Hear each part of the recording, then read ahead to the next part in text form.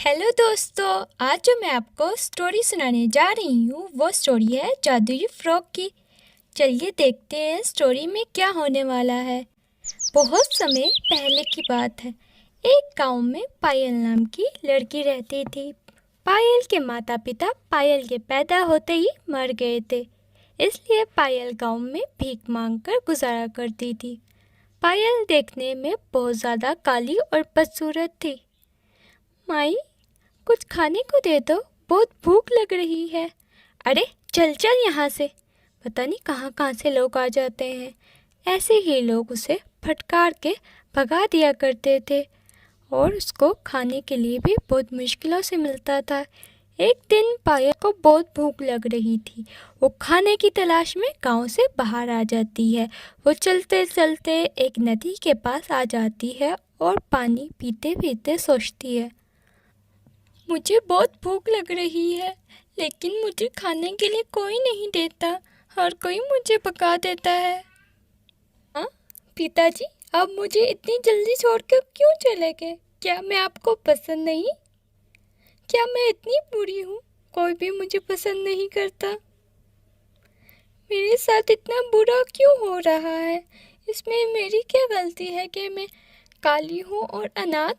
मुझे गांव के लोग बिल्कुल पसंद नहीं करते। इतना कहकर पायल जोर जोर से रोने लगती है। तभी वहाँ पर एक बहुत सुंदर सी परी प्रकट होती है और उससे रोने की वजह पूछती है। पायल, तुम क्यों रो रही हो और इस सुनसान जगह पर क्या कर रही हो? रो नहीं तो क्या करूं परी? इस दुनिया में है ही कौन मेरा? सब लोग मुझे भगा देते हैं, कोई मुझे खाने के लिए भी नहीं देता। 3 दिन से मैंने कुछ नहीं खाया। ये सुनकर परी को पायल पर बहुत ज़्यादा तरस आता है और परी पायल से कहती है, पायल, तुम परेशान मत हो, मैं तुम्हें कुछ देना चाहती हूँ। इतना कहकर परी अपनी जादुई छड़ी से एक फ्रॉक प्रकट करती है और कहती है, पायल, ये एक जादुई फ्रॉक है। तुम जो भी मांगोगी वो तुम्हें मिल जाएगा। अब तुम जाओ, हमेशा खुश रहना। इतना कहकर परी वहाँ से गायब हो जाती है और पायल खुशी खुशी वो फ्रॉक पहन लेती है।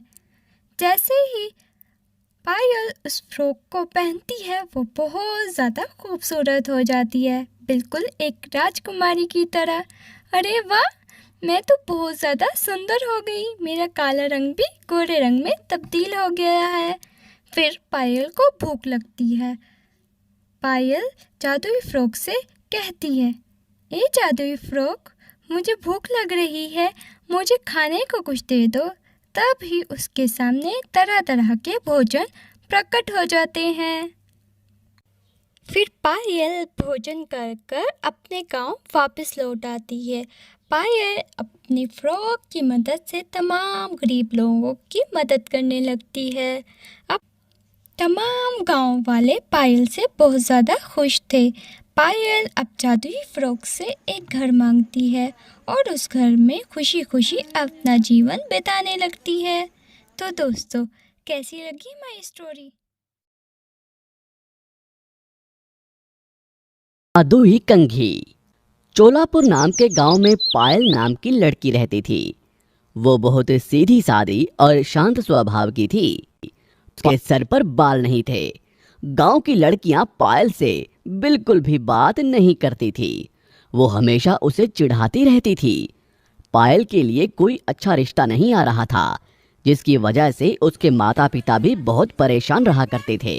एक दिन पायल की माँ पायल के पिता से कहती है, देखिए जी, गांव में पायल की उम्र की लड़कियों की शादी हो रही है, पर हमारी पायल को कोई अच्छा रिश्ता नहीं आ रहा।